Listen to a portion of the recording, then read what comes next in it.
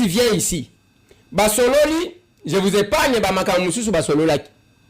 Mais écoutez, pourquoi il est venu? L'analyse que je vous fais. Il y a Liboso. Museveni amoni ke asa nuni parce que aza mukolo. Alobi na mwana na ye problème ozoluka na ba voisin mukolo na kokufa okomela mai na tonga. C'est le moment de se réconcilier surtout avec un grand pays comme celui-là. Na ndenge zo mata. Okotika la difficulté. Après ma mort, les conseils de Museveni à son fils Moïse.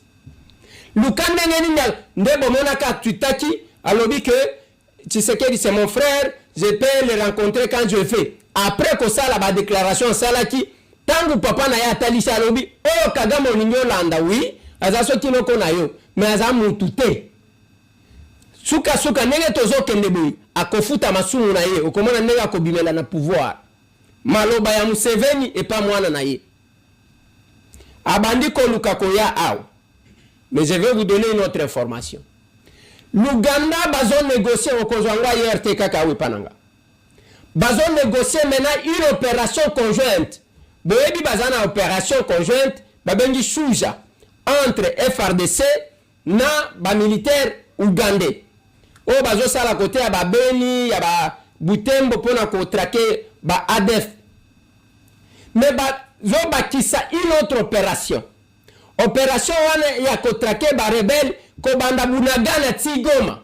Ça veut dire en d'autres termes que balingi bazwa moi leadership ya nenge États-Unis le kola ba pesi bango ultimatum bango ba bimake biso ndeto ko traquer bateau parce qu'ils le connaissent. Bozo kanga malam. Ce n'est qu'ici que vous allez entendre ça. Nulle part ailleurs. Bazo moi leadership parce que tant bazo le bake bon boyebi ke bango ne ba kotisa bango na Bunagana. Si on balobi photo traquer ba force négative ko banda Bunagana tina goma na FARDC. En d'autres termes, ça veut dire que tolingi sikoyo bisoto tala na ba Rwanda pona ko benga na bango. Je crois nazo sale la ngonga parce que ngonga lobi na kozongela ba détail msusu. Bande konangai, venez vous abreuver ici les informations c'est ici. Nde yango muozi ayakia. Lelo bananga na babisimo bazo négocier place mboga nini bako vivre. Accord balobi dialogue bakocha. Dialogue pe kosane mawapi na Kinshasa. Nde problème. Dialogue kosane na Goma te. Dialogue kosane na Afrique. Ne zomona tabombe kazero baloba. Les problèmes ya ba les F de l'air, ce n'est pas Kagame, c'est Kinshasa. Akanisa ki bako pese possibilité ya mbongo okodoka. Bonjour et bonsoir, ça dépend les uns que vous nous suivez. Bienvenue à ma fidèle abonnée surtout au Bolandaka. Moi, Namboka, président Moustapha, sur la situation politique et la République démocratique du Congo pendant quelques minutes. Vous continuez à s'abonner, vous continuez à partager, vous continuez à liker mes émissions et que ça n'a mingi. Le lot sur la situation à l'est de la République démocratique du Congo. Concernant l'accord qui devra être signé entre les États-Unis d'Amérique et la République démocratique du Congo et concernant l'accord à Rwanda Bolandi, président américain Donald Trump a annoncé officiellement concernant cet accord. Yami Balé Tosolola concernant la situation sécuritaire, où en sommes-nous avec le retrait Yama M23 à niveau de la province ya Nord Kivu et la province ya Sud Kivu. Concernant l'évolution, est-ce que l'armée rwandaise est retirée, y compris sur l'arrestation de Joseph Kabila au niveau de Rwanda. Joseph Kabila bloqué au niveau de Rwanda, Tokobeta Masolo, Nayango Awa. Bande Konangaï, Bakongomani, Eza ya Kolobelate, TV Zangonga. Eza Bavantirte, le moment maintenant est arrivé. Moment époque, Oyoyo, le lobe pour comprendre pourquoi Nayebi Sakabino était président Félix Tshisekedi Tshilombo, Azam Moutou Oyoyo, Yakosala Bavantirte. Ce qu'il a dit aujourd'hui, c'est accompli. Bokoye Bayango Awawa, Nakati Yamaka Kanabiso, Yachen Nabiso Oyoyo. Et maintenant, au Sabino, les actualités politiques de la République démocratique du Congo. Le moment maintenant est arrivé. Pendant 25 minutes, de développer sur cette actualité. bato nyonso tu oyo baunaki le président Félix Tshisekedi tozomona pe te depuis akoti insécurité na est ya république ezosila te mpona nini ya toujours la sécurité insécurité ezokosila te bato oyo bazokoyebisa nini mpe balobaki na évolution ya sécurité ya mboka elelo moma nango sikoyo yango oyo nyonso ebandaki koloba bato balobelaki biso concernant le chef de l'état disait le Rwanda azokoadresse biso dénominateur na biso me eza Rwanda ezokoza ete tosemobilize tosilisa insécurité oyo eza na est parce que dénominateur me oyo azokolisa biso eza Rwanda. Le président a annoncé que l'armée rwandaise est dans mon pays. Le président a annoncé à l'ONU pas question il y a dialoguer na négocier na bani Rwanda na armée rwandaise parce que le chef de l'État a dit c'est le Rwanda qui nous agresse. Alors dans un attente il y a dialoguer na M23. Quand le chef a dit qu'il y a dialoguer na M23 parce qu'il y a que trop qui vivent. Quand eux vont venir, ils vont parler les choses de leur maître. Donc quand tu vas dialoguer avec les M23, les M23 vont parler de leur maître. Alors leur maître c'est Kagame. Je préfère mieux discuter avec Kagame, non avec les panthères. C'est comme ça que le chef de l'État les a traités. Le chef a dit, quand tu parles à l'air, tu parles avec les panthères vont amener les cahiers de charge de leur maître. Alors je préférerais de discuter avec leur maître. Pas pour dialoguer, pour demander à leur maître. Pourquoi ils ne veulent pas la paix à mon pays? N'est pas phrase au chef de l'État a utilisé. Et quand Félix Tshisekedi Albaki, je vais parler avec leur maître pour lui demander pourquoi ils ne veulent pas la paix dans mon pays.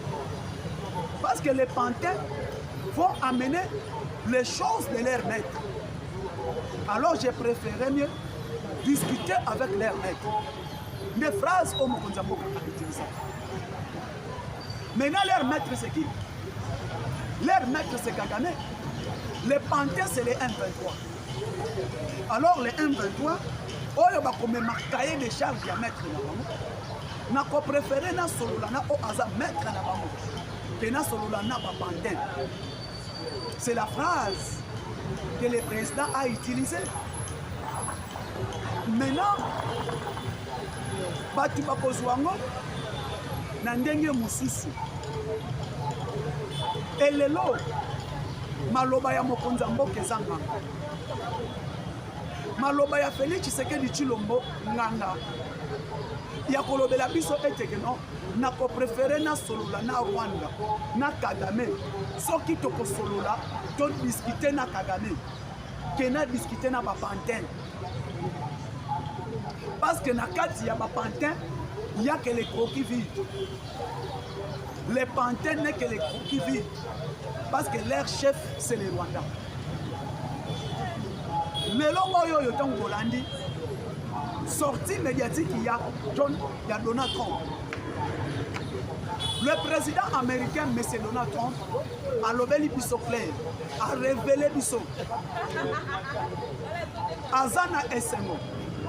Mais c'est le ministre d'État, le secrétaire d'État américain, a annoncé signature de l'accord de paix entre le Rwanda et la RDC.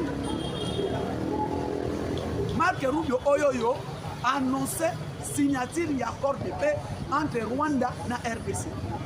Alors dans quelques jours, nous avons trouvé solution dans la région de Grand Lac. Je vais trouver solution dans la région de Grand Lac. Dans quelques jours, c'est annoncé. Il a annoncé parce que l'armée rwandaise la République démocratique du Congo est agressée par le Rwanda. Alors il faut discuter direct avec le Rwanda. Kagame qui a fui na Nairobi, Kagame qui a fui na Angola lobi na ebisaki ba Congolais. On a fait des tours tosali tour na Luanda, tosali tour na Kenya, tosali tour partout kuna. On a trouvé solution pour nous discuter dans mambo etali ete sécurité na est. Toke na Kenya, Kagame a dribblé, Fachi a bol. Toke wapi, Fachi a sauté. Tokomi na Angola, nous avons fait plus ou moins 10 tours na Luanda. Tosali plus ou moins 10 tours. Président akendaka kaka Luanda, akendaka Luanda. Processus ya Luanda. Processus à Luanda. Tokomi na date victoire. Oh, faut te signer accord na Luanda. Kagame afoui. Kagame afoui. Non, c'est même veille. Il y a signature et accord à Luanda. Kagame a été. Tozeli Kagame pour na acha signature. Kagame afoui. Et lelo, Herba Kongomani Bayoki, le président de la République annonce Conseil de sécurité, Nations Unies, les pays nous sont énoncés. Herba Yoki, États-Unis, alors bon, ok. Faut trouver solution entre les deux pays. C'est l'accord de paix, parce que les gens veulent confondre entre le deal entre les États-Unis d'Amérique et la RDC. Tu as deux documents. Tu as un deal entre l'Amérique et la RDC. Tu as un accord de paix entre Rwanda et la RDC. Cet accord de paix sous la médiation des États-Unis d'Amérique. Sous la médiation des États-Unis d'Amérique, par le secrétaire d'État américain Marco Rubio. Parce qu'aujourd'hui, Batusiko ne va pas comprendre que non, ce que Tshisekedi a dit, aujourd'hui c'est une réalité. Aujourd'hui c'est une réalité. Parce que elle a lobby, l'Amérique ne parle pas du M23. L'Amérique parle de retrait de l'armée rwandaise. Kagame doit retirer ses troupes. Et message wana, Bintou Keïta ayebisaki yango, ba pantin. Bintou Keïta a dit aux pantins qui sont de qui? Les pantins, ce sont ces milices de Paul Kagame. Les pantins, ils ont des milices de Paul Kagame. Ils ont utilisé pour déstabiliser leur propre pays. Les Congolais sont prêts à déstabiliser leur propre pays au profit du Rwanda. Et yango to mona lelo. Herboke Amérique a bengi bango ba pantin. Alors aujourd'hui, les pantins sont humiliés. Air Amérique à lobby, chef d'État américain, Donald Trump. À lobby, l'accord est le 27 juin.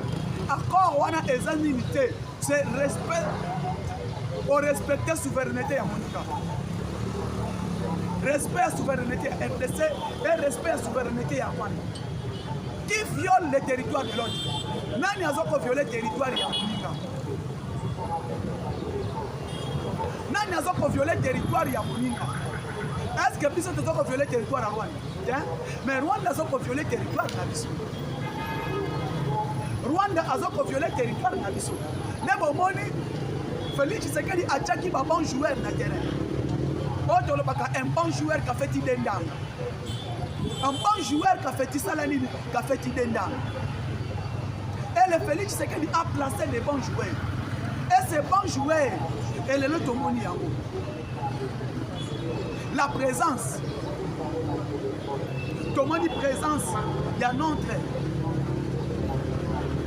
André Wameso, a moniqué donc changement d'équipe wana n'est pas ici Kagame.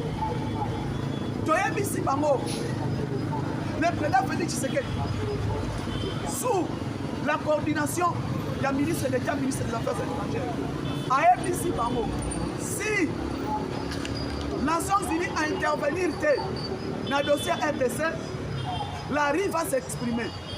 Maloba Thérèse a commandé et banni les États-Unis d'Amérique.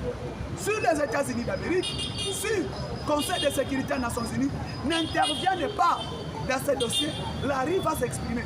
Et la RIE va s'exprimer et qu'on a l'année. Mais au moment où les locaux sont salés. Herman a dit ça qui va tout non, Bachela qui dit ça manioko na mai. Et Herman va Bachela qui dit ça manioko na mai. Manioko na toleli ya Munguba. Bango bachela ki Congo manioko na mai. Et Malheureusement, les choses changent. Dans le Conseil de sécurité des Nations Unies, sur le plan diplomatique, Félix Tshisekedi a déstabilisé Kagame. Elle a déstabilisé Kagame. Tu vas montrer que non, Kagame n'est plus. Et Kagame a conseillé Kokufa. Kagame a conseillé Kokufa. Rwanda a conseillé Kokufa. Mais au moins, il y a tout le monde qui a séquestré dans zone. Kagame a conseillé Kokufa. Tu as tout le monde qui a zone. Et tout le monde qui a dans zone. Et la moussie. Parce que Kagame a la mouki. Et le lobo moni mokili mobimba. N'a qu'à dire merci. Cet homme, le fils d'Étienne Tshisekedi, a boulé diplomatie, a boundé sur les plans diplomatiques. Tosali était armée rwandaise qui quitté Congo. Sur les plans diplomatiques, certains pantins congolais qui ont été utilisés, manipulés par Kagame, Tosali est fort. Contre mille. Et aujourd'hui, le monde entier a compris. Sortie médiatique à Donald Trump a lobby, fini la guerre entre les RDC et les Rwanda. Et depuis, il a signé accord. Et l'accord qui sera signé le 27. Et le 27, on a ça vendredi. Dans les États-Unis d'Amérique, là où tout le monde on est mobilisé pour entendre, pour écouter cet accord. Otoyoka, fois, il y a accord pour signer. Et accord, on a. Et permettre de respecter ce que nous. Mais au moins, Kagame qui parlait, oh non, les Bawaza, les Banyamulenge, pas mal vu, Naza na Congo pour nous protéger la communauté minoritaire. Pas tout n'y est question. Est-ce que les lois sont une République démocratique du Congo? Par le fait que par exemple na Rwanda, l'armée rwandaise est continue à Rwanda. On a pour protéger leurs minoritaires qui sont Yorubani. Quelle question est posée par Kagame? Qu'est-ce que tu cherches dans la RDC? Oh, je suis là pour protéger les minoritaires. Quels sont ces minoritaires? Minoritaires et Zabananes. Pas minoritaires et Zabananes. Parce que tu parles des minoritaires. Ta communauté qui sont des minoritaires. C'est qui les minoritaires? Minoritaires et Zabananes. Les Banyamulenge. Baza minoritaire, ndengeni. Oh, ma communauté osa marginalisée. Ah bon, communauté non osa marginalisée, sa communauté ni. Les Banyamulenge. Est-ce que les lois, eza na droit na yoko kote na Congo pour protéger Banyamulenge? Eza et pesa melio au côté na RDC pour protéger la communauté osa minoritaire. Les minoritaires c'est qui? Les Banyamulenge sont là. Aujourd'hui dans nos institutions nous avons les Banyamulenge. Et au moni wameso o apetie ekogo wameso alalisie KO parce que équipe pose na discussion na kati na États-Unis d'Amérique. Kagame fuit, il voulait fuir les États-Unis pour parler que de ces accords à Doha. Atala na Doha même maintenant et là pour bomi yazani na pré-accord au signé tozui accord aux autres bamana Doha. Feuille de route à Doha, na feuille de route à Rwanda, na feuille de route à Nairobi, na États-Unis to fusionner. Voilà comment Tshisekedi a joué avec Kagame. Voilà comment aujourd'hui Kagame il devient comme imbécile. Là je vous dis, il se retrouve maintenant, il se sent comme si il devient imbécile. Pourquoi? Parce que Tshisekedi a joué avec lui. Tshisekedi asakani na Kagame. Fachi asakane liye Kagame abimi bololé. Abimi bololé. Parce que quand vous faites des routes c'est comme eh babi c'est préaccord a dit que na mesana na ko dribbler. Na mesana ko dribbler na dribbler ki bango Rwanda. Na ko dribbler bango na dribbler ki bango na mi. Il prenait Félix Tshisekedi comme c'est Félix Tshisekedi azayuma. Et le lo Fachi alobe lokomoko. Soki batu bakanisaka ke nga nazayuma te me nazalaka poli. Nazalaka poli. Je suis bien éduqué. Et là pour liboso na pesa mutu respect, na pesa mutu na considération. Et Fachi a considéré Kagame apesaki Kagame respect, apesaki pe Kagame considération. Malheureusement, respect na considération au fatia apesaki Kagame, lelo Kagame akozwa kango lisuku. Pourquoi? Kagame voulait jouer de nous. Et comme il voulait jouer de la République démocratique du Congo, raison pour laquelle aujourd'hui Kagame est cloué. Tshisekedi a cloué Kagame. Dès le moment où a commis de lui. Et comme Kagame est mort. Et comme Kagame est mort. Il n'est pas mort. Il n'est pas mort. L'accord est là. Le 27 juin, signature d'accord. Le 30 juin 2025. Et ça jour où le Congolais a confondu la champagne pour le oui. Le démon ya Congo, Hitler africain, Hitler congolais, est maintenant bloqué. Parlons maintenant de Kagame Mouta. Mes chers Congolais, Constant Moutamba, ministre d'État, ministre de la Justice de la République démocratique. Constant Moutamba, tout qui bonne nouvelle parce que nouvelle tombe. Constant Moutamba a cloué par le bureau de l'Assemblée nationale. Bureau de l'Assemblée nationale oyoyo lelo bauti ko sala nyonso pour battre Constant Moutamba libanda. Mais il y a des voleurs au sein de l'Assemblée nationale. Bazalaki bazaba député national. Mais voilà comment ils ont amené les dossiers Moutamba trop vite. Trop vite même. Constant Moutamba, député national, ministre d'État, ministre de la Justice. Il y a une réforme et appareil judiciaire. C'est la toute première fois dans le Congo. Ministre Aya Koloba Eke. Bambongo ya ba man transactionnel, bambongo ya ba parquet tout consort. Ba chango directement et fouta par voie bancaire.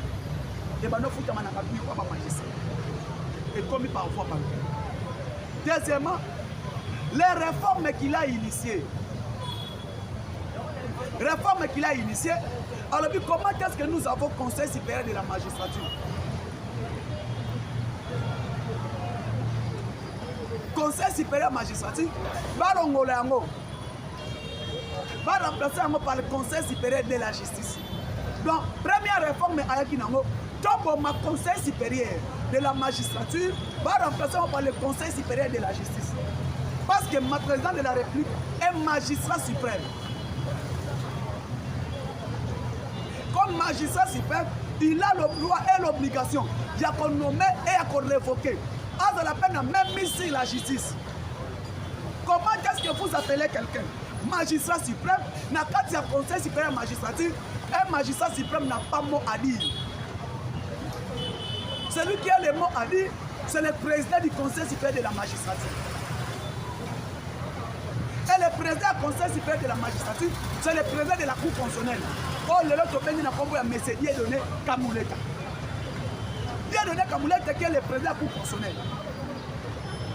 Na kati ya appareil judiciaire ya mboka batretaka ba dossier ya ba mapangu ba dossier ya nini, mais ce qui est sensible pour la République, le Conseil supérieur de la magistrature ne traite pas ça. Au Kouta, les magistrats bazaka na bakara chef banini tout au mona indien boswani na ye aïe na okangisa yo azua combien na prison basambisa yo te basolo le côté okota makana. Pourquoi? Parce que les Indiens ont le droit à dominer la justice à Congo. Les étrangers ont pris le monopole de dominer même notre appareil judiciaire. Et parmi ma proposition que Constant Moutamba fait, mais au moins l'état général de la justice. Mais maintenant l'état général de la justice, ma réforme est initiée. Les réformes initiées par le ministre d'État, ministre de la Justice, c'est ça qui fait combat entre le Conseil supérieur de la magistrature et le ministre d'État, ministre de la Justice. Et ministre d'État, ministre de la Justice, tout le monde sait, la justice élève une nation. Est-ce que Moutamba a volé? Non. On nous explique. Moutamba demandait audience wana. Procès wana ezala médiatisé. Le procès soit médiatisé. Pourquoi Baboy procès est médiatisé? Parce que il y a des vérités qui vont sortir. Et peuple a koyeba par vraie version sur le dossier Moutamba. Peuple a découvert vraie version sur ce qui fait Moutamba Bakangaï. Est-ce que l'argent a été détourné? Non. Est-ce que l'argent a été détourné? Est-ce qu'il y a eu détournement de fonds alloués? Il y a une prison. Nani a la même mise à Constant Moutamba?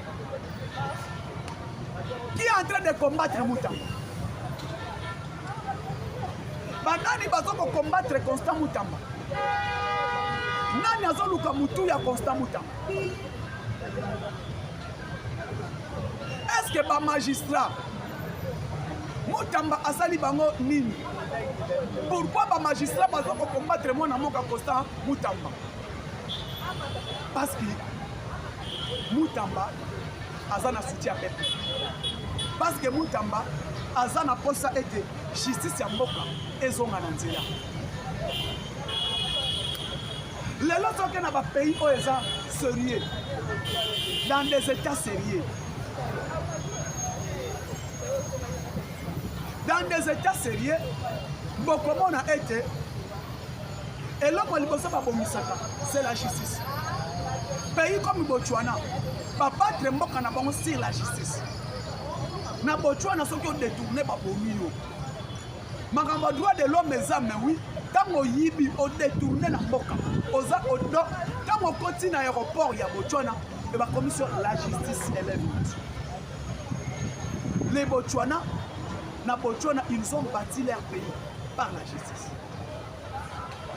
Ils ont tout fait que pour la justice n'a pas été mais biso awa au monde a été mboka na biso est construit sur la corruption.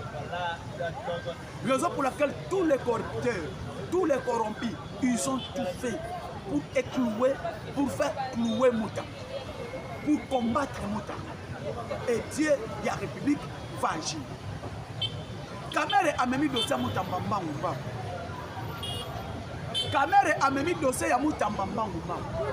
Pourquoi a mis dossier Moutamba Mbangouba? Pourquoi Kamere fait des acharnements sur Moutamba?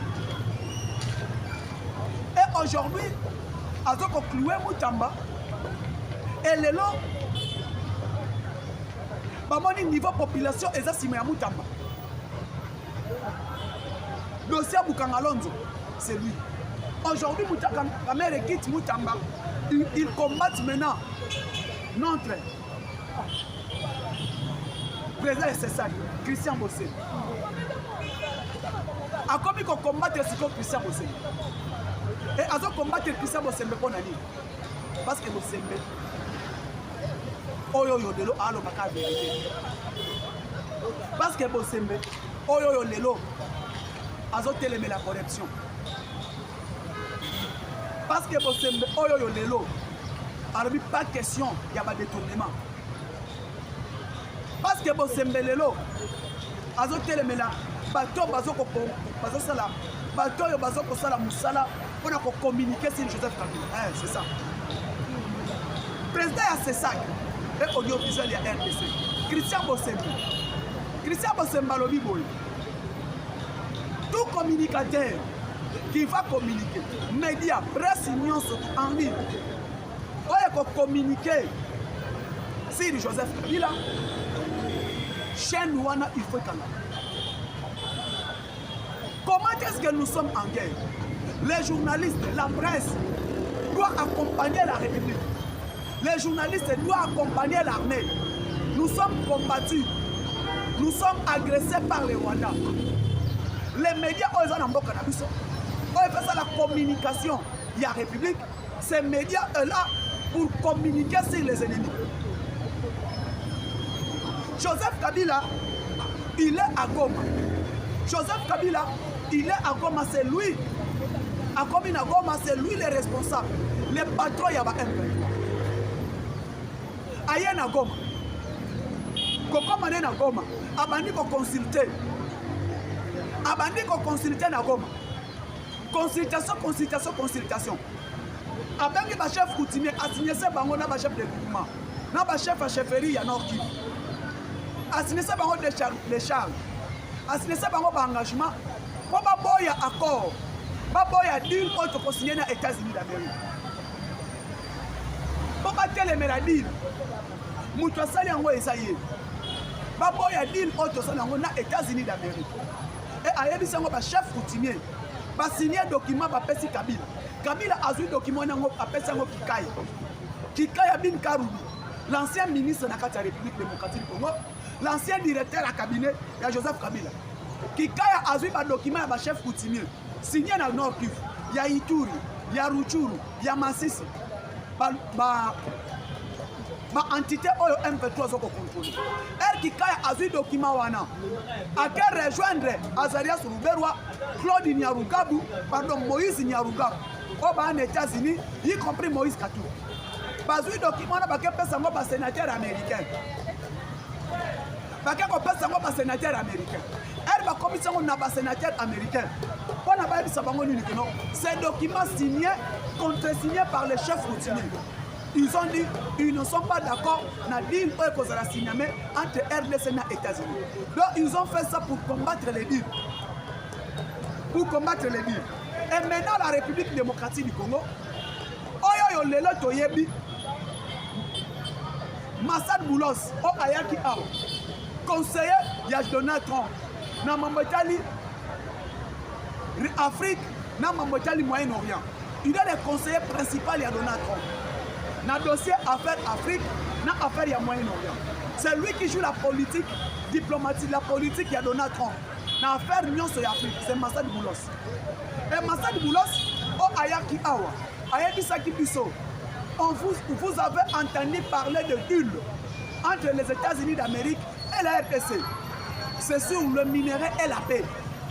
Maintenant, Bisso, objectif de Bisso Zani, la République démocratique du Congo, nous voulons la paix.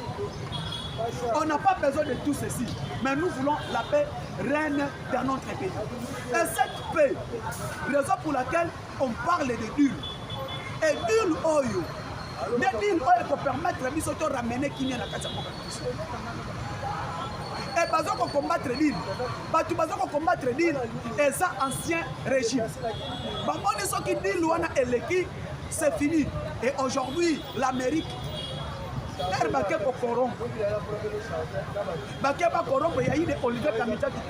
ils ont été chassés dans le département d'État américain. Il y a certains sénateurs américains qui ont été déjà prêts. Il y a Kozwambo. Et malheureusement, Massad Boulos à l'objet, on n'a pas affaire avec les individus, on n'a pas affaire avec vous. On a affaire avec les officiels. Officiels et ça, gouvernement congolais. Représenté dans les États-Unis par le ministre Amine, représenté dans les États-Unis par le ministre du Commerce extérieur, représenté dans les États-Unis par le conseiller du chef de l'État, représenté dans les États-Unis par notre ministre des Affaires étrangères qui coordonne les affaires. Aujourd'hui, l'Amérique a répondu au Rwanda. Le Rwanda a eu réponse na bango. Réponse au Rwanda a eu. Il y a un petit bango KO. Non, Kaikwamba Wagner. Et la Katia Est de Kuna, Joseph Kabila na ebisi na ebade. Aza na Angola. Na Angola Kabila azo salani. Azalaki na Nord Kivu. Akasani na Angola. Parce que la bonne était corruption parce que ça qui concernant dire Bill Obama bakenda ki ba casser. Bill Obama ba boyaki est signalé. Mais Bill est à signaler. Bill Trump pandémie yango. Administration Trump endémie Bill. Et bon ni sikoyo place bango baza ba kwei KO. RK bayoki Trump atindeli bango. Madame Bintou Keïta. Qui est Bintou Keïta? Bah il faut ba yeba. ebele bayebi te Bintou Keïta azanan Bintou Keïta aza envoyé spécial représentant ya secrétaire général des Nations Unies na RDC. Il est le numéro 1 à MONUSCO na kati ya Congo. MONUSCO est en mission des Nations Unies au Congo. Et Bintou Keïta oyo yo biso Congo toza membre ya Nations Unies. La République démocratique du Congo to contribue à la kati ya Nations Unies. Et mission des Nations Unies est pour rétablir la paix, pour la paix. Mais on est MONUSCO et ya awa et ya pour la paix. Parce qu'on est membre des Nations Unies.